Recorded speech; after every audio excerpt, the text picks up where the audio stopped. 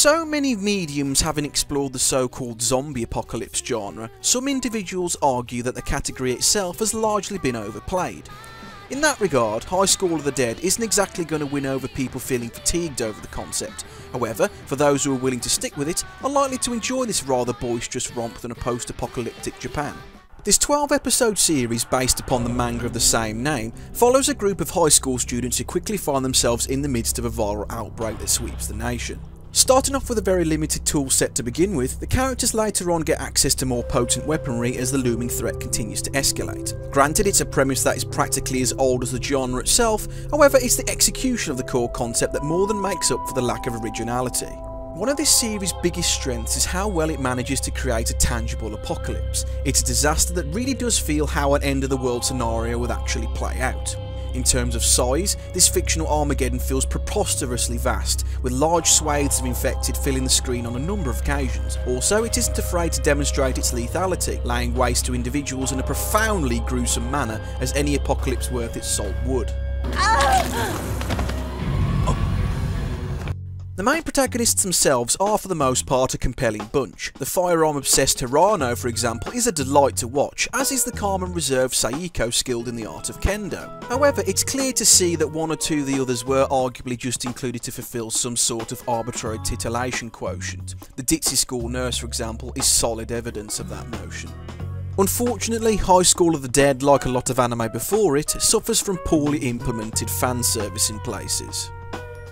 Now, fanservice, to use a very rough definition of the term, basically refers to scenes or scenarios within an anime and manga that is designed to titillate the viewer in some way. Now, this can take the form of, say, like a high-speed car chase, or a bunch of machine guns going off causing massive explosions. Those are scenes of fanservice, scenes that are designed to service the fan, as the term would imply.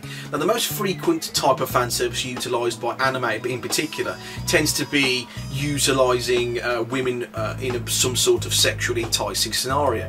Like, for example, you could have a bunch of women on screen on a beach somewhere wearing nothing but really scantily clad clothing, like really thin bikinis and stuff, going all the way up to the far end of the scale where you've got full-blown sexual activity in the more extreme works that do exist. Well, I'm not particularly prudish person when it comes to fan service or titillation. Titillation is fine if it's used sparingly and if the context or narrative actually calls out for it. A lot of the time anime use it as a bit of a bad crutch, just to get out of a narrative lull, if that makes sense. They use it in such a way where, like, it feels uncalled for or unnecessary, even if it's detrimental to the plot or narrative. They'll just throw it in there just because it's an anime, I can do it.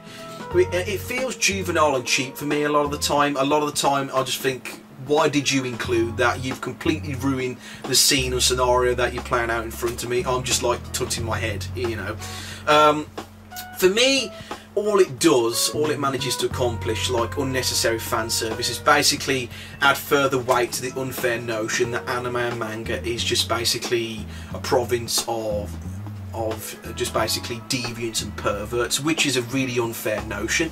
While there is material that does cater to that really small demographic, it's not a representation of the anime community as a whole. But not that it matters. It basically is just fodder for tabloid. It's tabloid fodder for them to grab and make anime fans look bad in the media. And like, all they care about is just getting more people to read their print. They're just gonna use these scenes just to make anime fans look stupid, and that's all it manages to accomplish, really, to be honest. And I think it's a habit that a lot of anime really need to break out of. Fanservice can be justified if it's used in the right context though. Gainax's Panting Stocking is an excellent example of that. The whole series is sleazy from top to bottom, sex references are strewn about everywhere, and it's a total blast to watch because of it. Here, the fanservice fits the bill, because the whole show was designed to be raunchy from the offset. The deliberately fetishistic scenarios involving the characters make perfect sense in a world filled with below-the-knuckle references to sexual reproductive organs, and the producers were fully aware of that.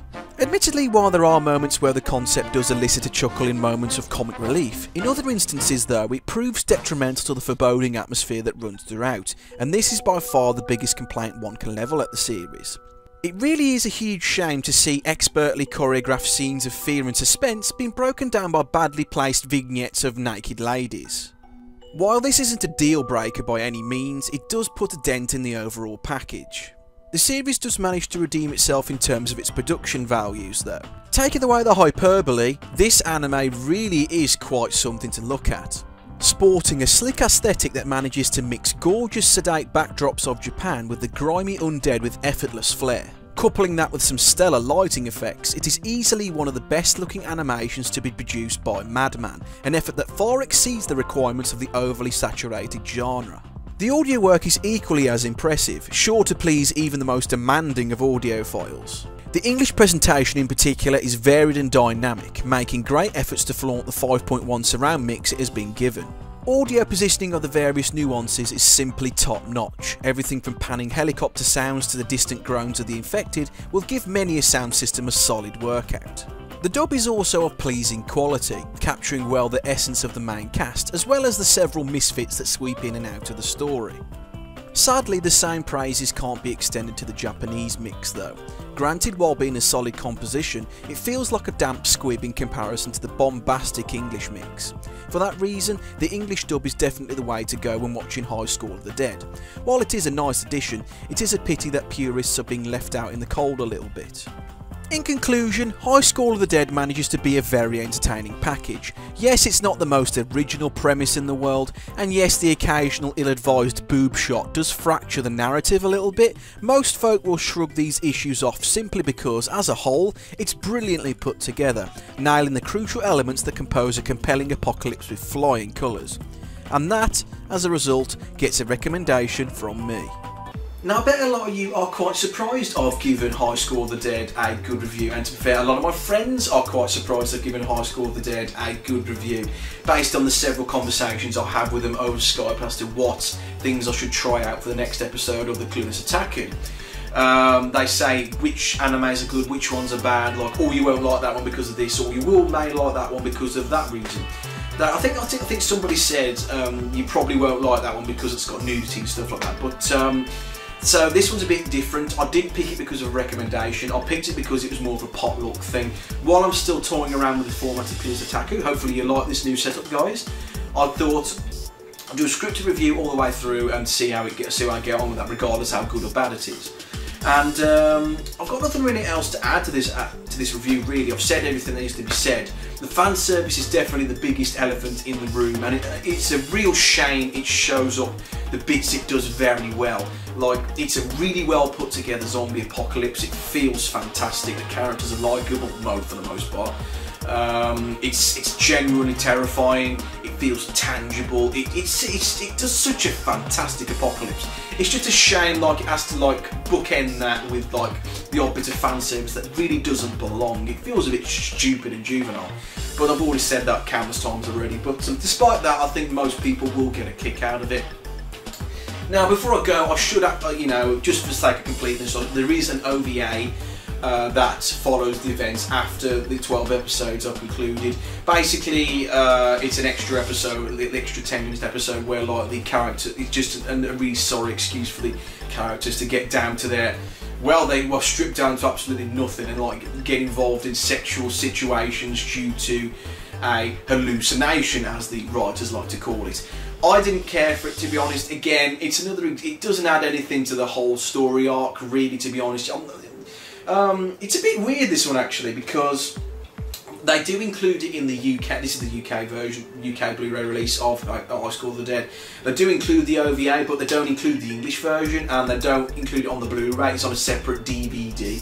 So if you really want to, for the sake of morbid curiosity, if you want to check out the OVA in HD and with the same voice actors in English dub, you're gonna have to get it separately from America. So that probably speaks volumes about, like, they're probably a bit iffy about it, by not including it in the main package. But who knows, it is available at least, so that is something. But to me, I'd advise most people to skip it, to be honest, because it doesn't add anything and it's just more juvenile nudity that doesn't really do anything to me.